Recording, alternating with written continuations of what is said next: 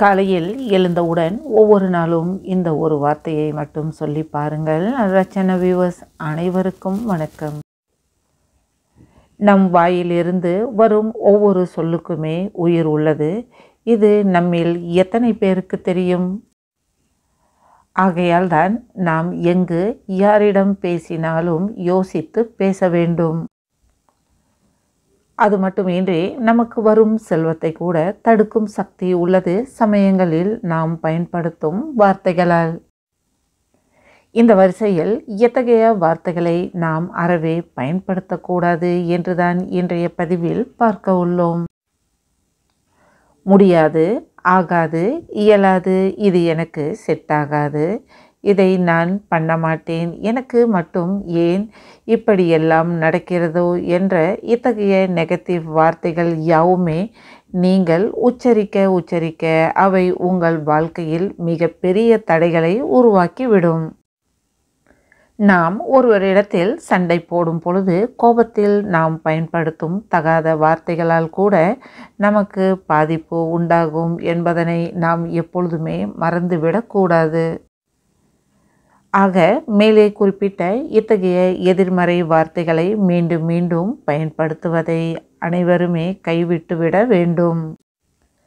இவ்வாறான வார்த்தைகளை பயன்படுத்த நமக்கு கஷ்டத்திற்கு மேல் கஷ்டம்தான் வந்து சேரும். மேலும் வறுமை நம்மை கவ்விக்கொள்வதற்கு இதுவும் கூட ஒரு காரணமாக அமைந்துவிடும்.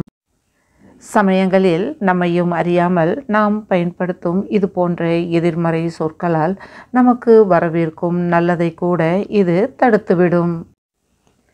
நம் வாழ்க்கையில் எந்த வார்த்தைகளை நாம் அதிகம் பயன்படுத்துகிறோமோ அதற்கு ஏற்றாற்போல்தான் நமது வாழ்க்கையும் அமையும். ஆக நாம் அன்பை வெளிப்படுத்தினோம் என்றால் நமக்கு அன்பு கிடைக்கும். அதே மற்றவர்களிடம் விரோதத்தை வெளிப்படுத்தினால் நமக்கு கிடைப்பதும் அதுவாகவே தான் இருக்கும். நம் வாழ்க்கையில் செல்வத்தோடும் செழிப்போடும் வாழ என்னால் முடியும், நானும் சாதிப்பேன், இனி எத்தகைய தடை வந்தாலும் அதனை வென்றிடுவேன் என்ற மன உறுதியுடன் செயல்பட வேண்டும்.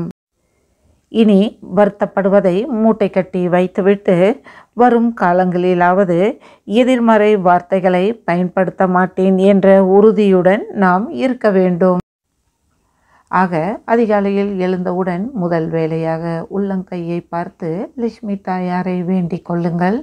இன்றைய பொழுது எனக்கு இனிய பொழுதாக அமைய வேண்டும். மேலும் இன்றைய நாளில் நான் யார் மனதும் புண்படும்படியாக பேசக்கூடாது. இன்றைய தினம் நான் வாழ்க்கையில் பல சாதனைகளை படைத்திட வேண்டும் என்று மனதார வேண்டிக் கொள்ளுங்கள். காலையில் எழுந்தவுடன் நம்பிக்கையுடனும் உற்சாகத்துடனும் இத்தகைய வார்த்தைகளை சொல்லி பாருங்கள். உங்கள் வெற்றியை யாராலும் தடுக்க முடியாது. இன்றைக்கான பதிவு உங்களுக்கு ஒரு வித்தியாசமான பதிவாகவே இருக்கும் என்று நம்புகிறோம். மீண்டும் ஒரு பதிவில் உங்களை சந்திக்கிறோம். மறவாமல் சேனலையும் சப்ஸ்கிரைப் செய்து கொள்ளுங்கள். நன்றி, வணக்கம்.